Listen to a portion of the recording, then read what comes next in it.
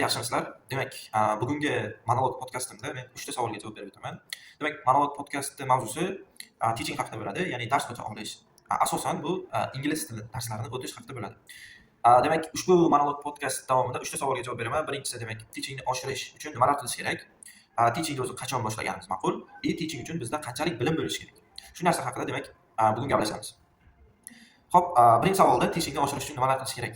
Teachingni oshirish uchun shunchaki boshlash kerak. Ya'ni dars o'tishda, ya'ni teachingni shunchaki boshlash kerak. Bu demak, ma'lum bir vaqtdan keyin o'zi yaxshilanib ketadigan jarayon hisoblanadi. Demak, o'zi dars o'tishni boshlaganingizdan keyin o'zi xatolaringiz bilinib qoladi. Boshida qaltiraysiz, qo'rqasiz. Yangi o'quvchilar juda ham qo'rqasiz. O'sha sizda rivojlanayotgan prosessingiz bo'ladi. Sekin-sekin bugun birinchi kun qilgan xatoingizni ikkinchi kun qilmaysiz. Ikkinchi kun qilgan xatoingizni demak uchinchi kun qilmaysiz. Xuddi shu prosesda o'zi teaching yaxshilanib ketadi.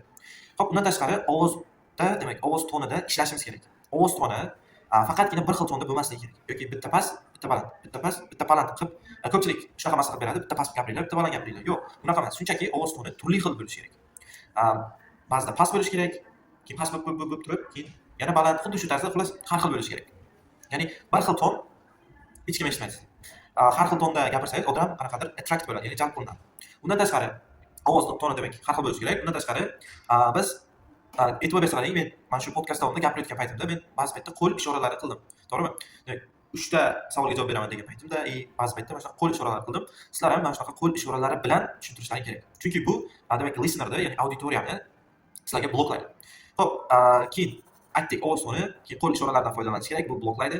Undan tashqari auditoriyani qizdirib turishimiz kerak. Har sekundda qizdirib turishimiz kerak. Ya'ni qanday qilib demak, mavzu tushuntiryapmiz, auditoriya jim bo'lib qolmasligi kerak. Auditoriyadan savol so'rab turish kerak.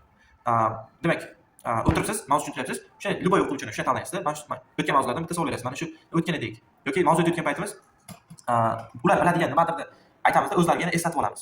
Bitta o'quvchidan eslatishingiz mumkin yoki butun auditoriyadan eslatib olaverish kerak. Ya'ni auditoriya jim bo'lib qolmasligi kerak. Ular ham ishlash kerak. Xuddi shu tarzda demak, sizlar teachingni oshirishlaring mumkin. Undan tashqari, mavzuni iloji boricha tezroq o'tishga harakat qilinglar. Auditoriya bir-biri bilan gaplashishga vaqti qolmasin. Shunchalik tez, nima deydi? Hozir men juda kam kitob o'qiganman, kam gapirganman, shuning uchun hozir men sizlarga tushuntirib bera olmayapman. Ularda gapirishga vaqti qolmasin, qanaqadir ular bosimda his qilsin, zerikishga umuman vaqti qolmasin. Xuddi shu tarzda sizlar darsni qiziqarliroq qilib o'tsalaring bo'ladi. Zerikishga vaqt qoldimi, sizlar demak teachinglaring nol hisoblanadi.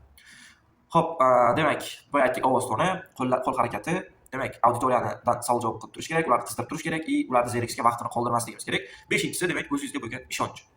Doim o'zingizga bo'lgan ishonch teachingda birinchi o'rinda turadi.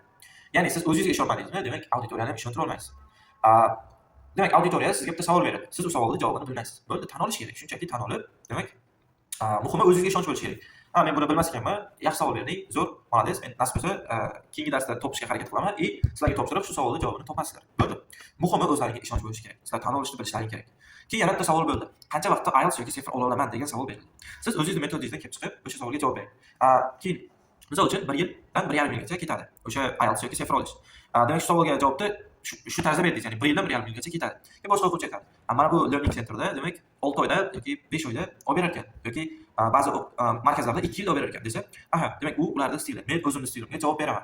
Ya'ni o'zlaringga ishonchlaringni ularga ko'rsatishlaring kerak. Kitobi o'zlaringga qattiq ishonyapsizlar. Bo'ldi. Eng muhim narsa demak o'ziga bo'lgan ishonch. Xo'p, teaching bu o'zi prosesda to'g'rilanib ketadigan jarayon. Shunchaki o'zlaringizda ishlashlaring kerak. Xo'p, demak, o'zi qachondan boshlash kerak? Ikkinchi savolimiz, demak, qachondan o'zi teachingni boshlash kerak? Teachingni boshlash uchun eng ideal vaqt 5,5-6 sertifikat oldingizmi, demak, siz teachingga yaroqlisiz.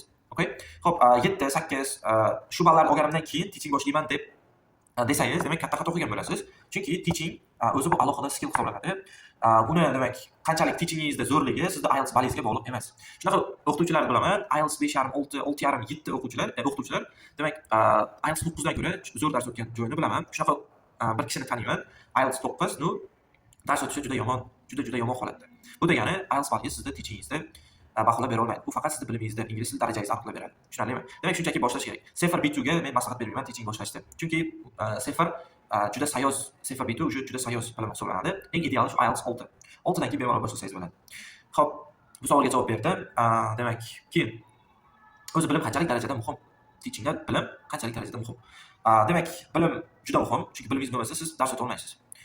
Lekin bilim har doim mukammal bo'lishi shart emas. Misol uchun, men ingliz tilini to'liq o'rgangandan keyin biror kishiga o'rgataman deyishga shoshilmang. Hattoki IELTS 9 olgan kandidatlar ham, demak, to'liq bilmaydi ingliz tilini. To'liq bila olmaydi ingliz tilini, chunki ingliz tili Даже o'zbek tilini ham to'liq bilolmaymiz biz. Tushunarlimi? Demak, darajangiz 6,5, 7 shu darajaga kelib qoldingizmi, siz bemalol teachingni boshlasangiz bo'ladi. Demak, IELTS uchun yoki TOEFL uchun alohida tayyorlanish kerak, chunki bu bilim darajangizni baholab beradi. Teaching uchun alohida tayyorlanishingiz kerak, chunki bu sizning o'qituvchilik darajangizni aniqlab beradi. Ikkalasi ikki dunyo. Hech qachon siz IELTS bilan yoki TOEFL bilan teachingni demak IELTS yoki TOEFLga qarab uni teaching qobiliyatini baholab bera olmaysiz. Hech qaysi demak kishini xuddi shu oddiy sertifikat bilan demak teaching qobiliyatini baholab bera olmaysizlar. Bo'ldi. Shu demak podkast davomida sizlar teaching oshirishda usullarni o'rganlaring, qachon boshlash kerak, o'zi bilim qanchalik muhim. Shu savollarga demak javob berib o'tdim.